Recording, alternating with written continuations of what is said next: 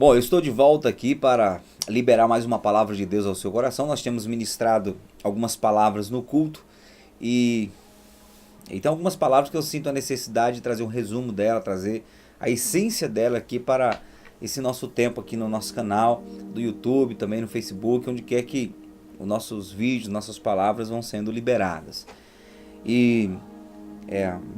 Essa palavra ela tem a ver com a comunicação. O poder da comunicação, como a comunicação é importante para a nossa vida. E eu tenho como base aqui Provérbios, capítulo 9, versículo 9 e 10. Dá instrução ao sábio, e ele se fará mais sábio. Ensina ao justo, e ele crescerá em entendimento. O temor do Senhor é o princípio da sabedoria, e a ciência do santo, a prudência. O temor do Senhor é o princípio da sabedoria. Nós precisamos ter temor de Deus, que vai trazer sobre nós a sabedoria. E quando falamos de sabedoria, há uma curiosidade no ar, porque muito se confunde sabedoria com conhecimento e inteligência. E sabedoria e conhecimento e inteligência são três coisas distintas. Conhecimento, você sabe que é o acúmulo de informação que você recebe ao longo da sua vida, da sua experiência de vida, daquilo que você estuda. Inteligência é você entender as coisas, é ligar os fatos, compreender aquilo que você tem de informação. Sabedoria seria você aplicar para a sua vida aquilo que você entendeu pelo acúmulo de informações e você aplica para a sua vida. Isso se torna sabedoria. Então sabedoria é mais uma obediência àquilo que você entendeu, àquilo que você conhece, do que propriamente ter informações ou entender as coisas. Está ligado à obediência. Exemplo, um médico que você, por exemplo, se consulta com ele. E você está ali no escritório do médico, no consultório do médico, e ele vai explicando para você que você não deve fumar, porque isso vai fazer mal para a sua saúde, para o seu pulmão. E também você não deve beber, porque isso vai naturalmente prejudicar a sua saúde.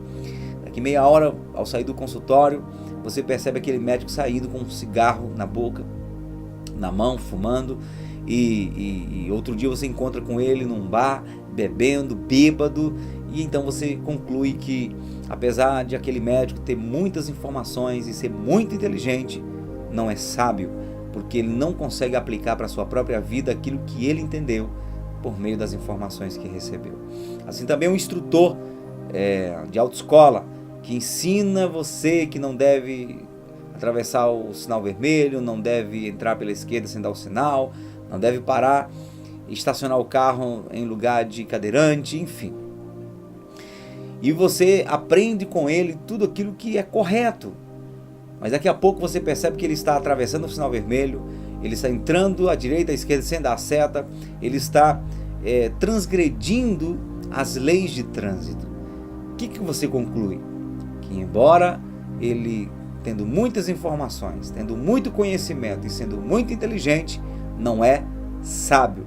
Então, quando Salomão vem nos ensinar a respeito do temor de Deus como o princípio da sabedoria, ele deixa claro que a sabedoria está mais ligada à obediência, ao respeito a Deus, do que à inteligência e o conhecimento. E é disso que eu quero falar, a comunicação que nós podemos liberar com sabedoria, mas não somente sinalizada por meio de palavras bonitas, por meio de discurso, mas por meio de um estilo de vida que nos leve a ter coerência com o nosso discurso.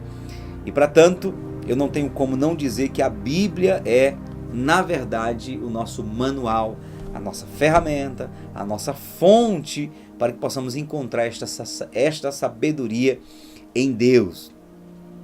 Manancial de consolo e conselho, guia de exemplos e ensinamentos, mestre silencioso e em permanente disponibilidade.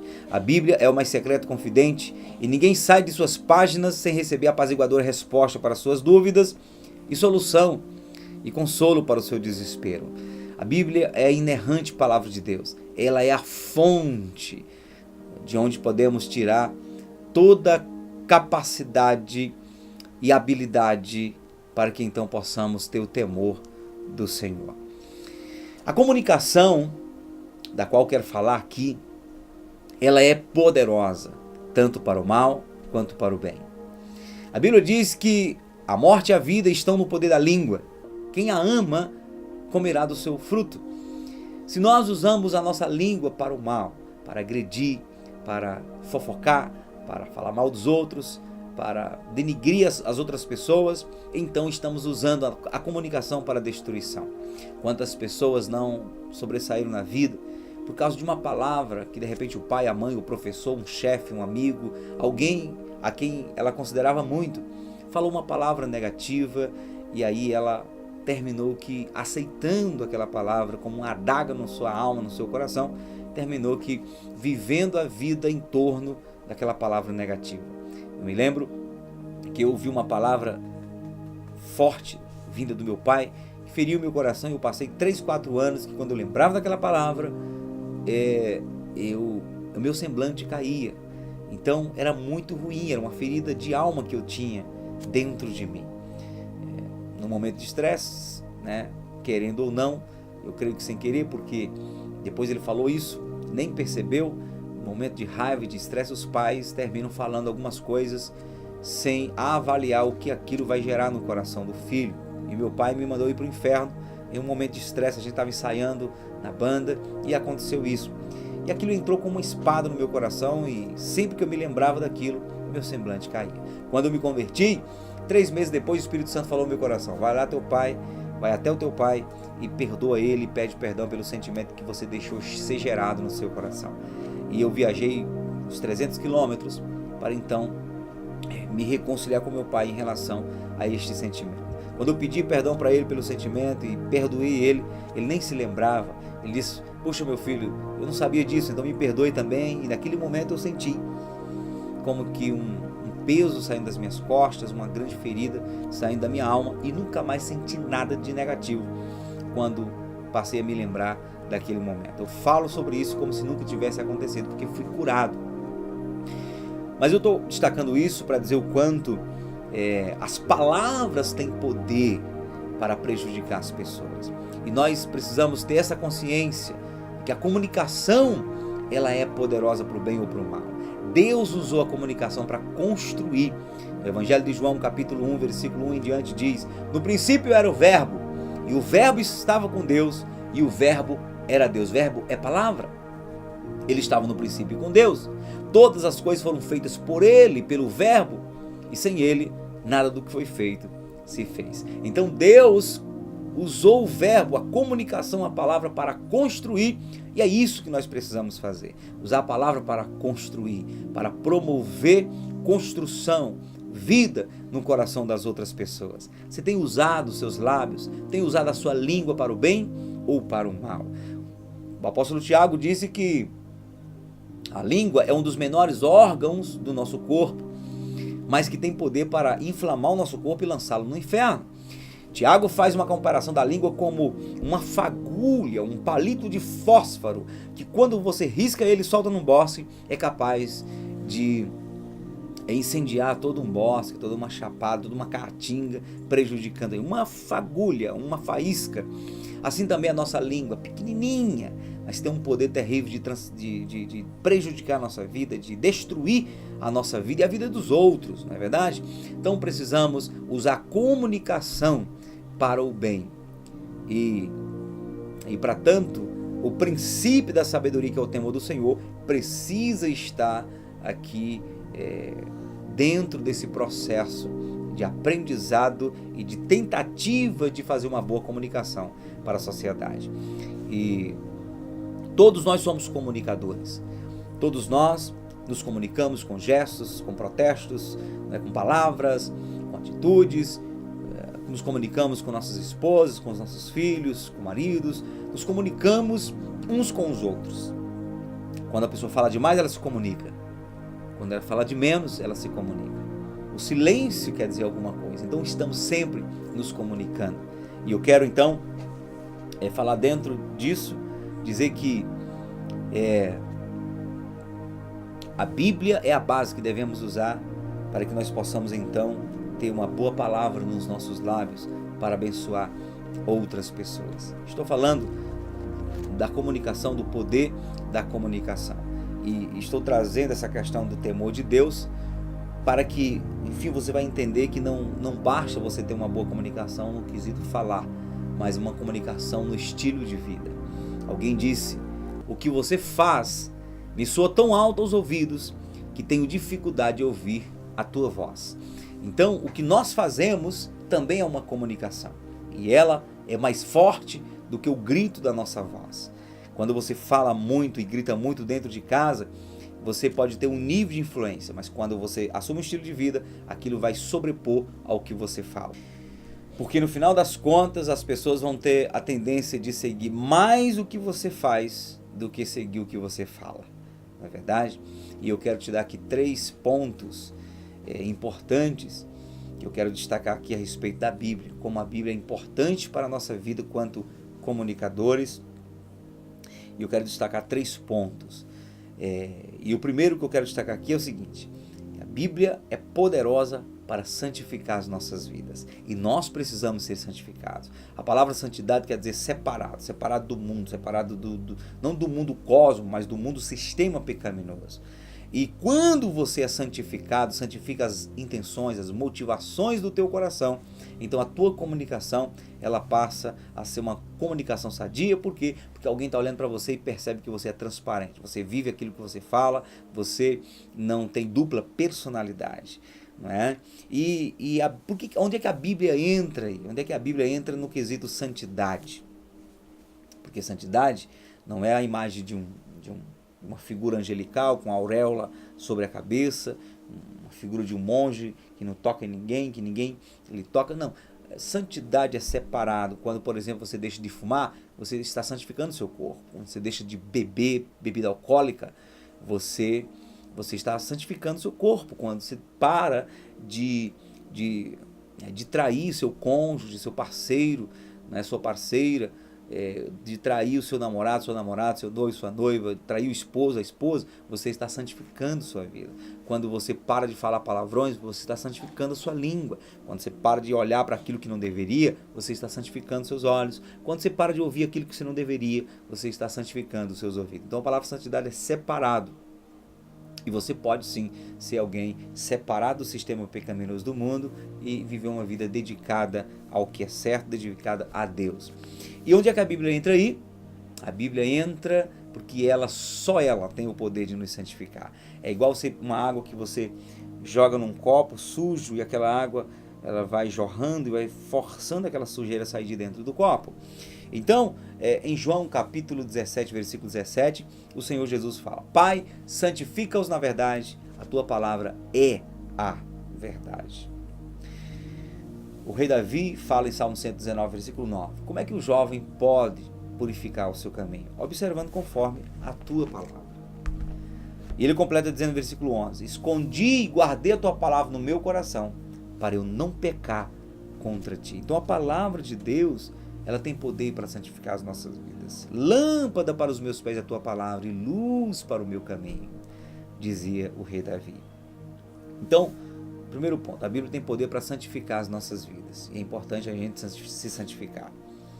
Quando você olha, por exemplo, os artistas de televisão, os grandes ícones famosos da área da música, os artistas de Hollywood. Eu me lembro que me decepcionei quando eu soube na minha adolescência que o Jean-Claude Van Damme era viciado em drogas. Ele era o meu ídolo. Naquela época chamava muita atenção dos adolescentes, dos jovens, o Kung Fu, a maneira como ele lutava e tantos outros. Quando a gente ficava sabendo, por exemplo, aí na atualidade, Justin Bieber, né, que um menino que começou na música, um artista, começou a arrebanhar multidões, daqui a pouco entra na adolescência, na juventude e começa a fazer besteiras decepcionantes. Quando vem para o Brasil é contratando prostitutos para ir para o camarim dele, para o quarto dele, para o hotel dele, e aquela coisa nojenta, drogas envolvidas pelo meio, e como isso decepciona a gente. E isso é falta de santidade. Principalmente quando você passa a ter uma influência sobre pessoas, você precisa ser transparente, viver uma vida de santidade, separado do mundo, para influenciar as pessoas para o bem. Porque quando você se destaca, quando você tem uma certa voz na sociedade, tudo que você faz influencia as pessoas para o bem ou para o mal. tão importante ler a Bíblia, porque a palavra de Deus, ela vai santificar o nosso coração. Daí você vai experimentar algo tremendo, que as pessoas pensam que a gente vive assim com aquela dor, com aquele peso, ai, que coisa difícil é viver na santidade, coisa difícil é dar as costas para o mundo, para as insinuações. Não. Quando nós estamos cheios da palavra de Deus, somos santificados de dentro para fora. O nosso prazer é outro, o nosso prazer é naquilo que agrada a Deus. Não dá para a gente sentir prazer e se sentir à vontade naquilo que é o mundo, que é pecado. É igualmente você, por exemplo, vestir uma roupa bem branquinha, bem limpinha, e você vai passar perto da lama, e você passa com receio, com medo daquela lama respingar na sua roupinha branquinha, porque te incomoda, você não quer se sujar. Então, quando nós estamos cheios da palavra de Deus, a santidade está em nosso coração, a gente é quem não quer se sujar. Nós é quem não queremos nos expor ao pecado. É uma coisa linda de se sentir, porque só quem está vivendo sabe o que significa. Segunda coisa que a Bíblia tem poder para gerar na nossa vida e nos ajudar a sermos bons comunicadores, é que a Bíblia vai gerar fé no nosso coração. E é importante a gente ter fé. Primeiro, porque nós, sempre, todos nós vamos passar por dificuldades, por adversidades, e vamos precisar ter fé para sair das lutas, sair das dificuldades, das situações. Existem desafios que você olha para a esquerda, olha para a direita, olha para cima, para baixo, não vê uma luz no final do túnel. E aí vai precisar ter fé para acreditar e ter esperança no futuro melhor. Alguém disse que fé é marchar, fé é escalar sem escada, e fé é marchar quando a razão e a lógica dizem fique onde está. O autor aos Hebreus vai dizer que fé, no capítulo 11, é o firme fundamento das coisas que se esperam e a certeza das coisas que não veem. Então a circunstância que está ao seu redor estão dizendo que você não vai conseguir, que você é um zero à esquerda, que você já perdeu tudo, que você está no campo do impossível e que você pode entregar os pontos. Mas a fé vai dizer, eu sei em quem eu tenho crido. O choro pode durar uma noite, mas a alegria vem pelo amanhecer. Eu sei que o meu Redentor vive e que por fim se levantará. Bem sei que tudo podes e que nenhum dos teus planos poderão ser frustrados. A fé vai me dizer que todas as coisas cooperam para o bem daqueles que amam a Deus e que são chamados segundo o seu propósito. Então é importante ter fé para que você realmente possa se sobressair diante das dificuldades. A fé que te faz acreditar que ainda que 1000 caiam ao teu lado, 10.000 ao teu direito, mas tu não serás atingido porque o Senhor está contigo. A fé é importante para você se manter de pé. E a fé é importante porque vão chegar pessoas para você pedindo conselho, pedindo uma solução, pedindo uma resposta. E você precisa liberar uma palavra de fé para ajudar as pessoas a se saírem de suas dificuldades, crendo em Deus. Crendo em Deus. E como é que eu conquisto essa fé? Romanos 10:17. A fé vem pelo ouvir e ouvir a palavra de Deus. E o terceiro ponto é que a fé gera edificação em nós, edifica a nossa vida. Em Mateus capítulo 7, versículo 24, vai dizer: todo aquele, pois, que escuta as minhas palavras, é o próprio Jesus falando, todo aquele, pois, que escuta as minhas palavras e as pratica, põe em prática, obedece, será semelhante ao homem prudente que edificou sua casa na rocha. Vieram as chuvas, bateram os rios, os ventos contra aquela casa, e não caiu porque estava edificado sobre a rocha. Ouvir a palavra de Deus e colocar em prática, ou seja, trazer o temor do Senhor, respeitar o que Deus está dizendo, faz com que a tua casa esteja edificada na rocha. Do contrário, aquele que escuta as minhas palavras, disse Jesus, e não pratica, será semelhante ao homem imprudente, que edificou sua casa na areia. Vieram as chuvas, correram os rios, bateram contra a casa, caiu e grande foi a sua queda. Por quê? Porque a sua casa estava edificada na areia. Isso significa que ele ouvia a palavra, mas não praticava. Não tinha temor do Senhor. Não tinha, portanto, sabedoria. Então, quando nós trazemos a Bíblia Sagrada para dentro de nós, nós temos a oportunidade tremenda de ter a nossa casa edificada na rocha. E casa, na Bíblia, não são 4 paredes, é família, é a nossa vida espiritual. Isto é casa para Deus. E se o Senhor não edificar a tua casa, a tua família, a tua vida, em vão trabalham os que edificam. Não é verdade? Então vai ser importante porque você vai ter uma vida edificada, firme, não vai se abalar com nada, com as crises. As crises estão aí. Nós estamos vivendo um tempo em que o divórcio, por exemplo, passou a ser uma solução para os casais. Teve problema, vamos divorciar. Problema, divórcio. Então tem sido uma solução para os casais, o divórcio. E quando você está com a sua vida edificada na palavra de Deus, você não vai cair diante desse vendaval, desse vento que sopra contra o seu casamento e sua família. As pessoas estão caindo às milhares nas drogas, indo para a Cracolândia e para os locais onde as pessoas estão se entregando aos vícios. E esses ventos querem bater a porta da tua casa, querem bater a nossa porta, a nossa família. E o que vai nos sustentar diante de Deus, firmes de pé, é sermos edificados pelo poder da palavra de Deus. Então eu quero te motivar a ler a palavra, ouvir a palavra, meditar na palavra e trazer a palavra para uma prática, uma praticidade diária. Isso vai ser bênção porque vai edificar a sua própria vida e você terá a palavra de Deus para se comunicar bem com as outras pessoas. Em Colossenses capítulo 4, versículo 6, vai dizer que a nossa palavra deve ser agradável, temperada com sal, trazer equilíbrio. Em Efésios capítulo 4, 29, vai dizer que não sai da nossa boca nenhuma palavra torpe, mas somente aquelas palavras que vai promover edificação para aquelas pessoas que estão nos ouvindo. Então, como que eu vou conseguir fazer isso? Com a Bíblia Sagrada, com a palavra de Deus dentro de mim. Jesus fala no capítulo 12 de Mateus, versículo 34 em diante, ele vai dizer: raça de víboras, como podeis falar boas coisas sendo maus? A árvore boa não produz fruto ruim, nem a árvore má produz fruto bom. Porque do que há em abundância no coração, disso fala a boca. E Jesus vai dizer que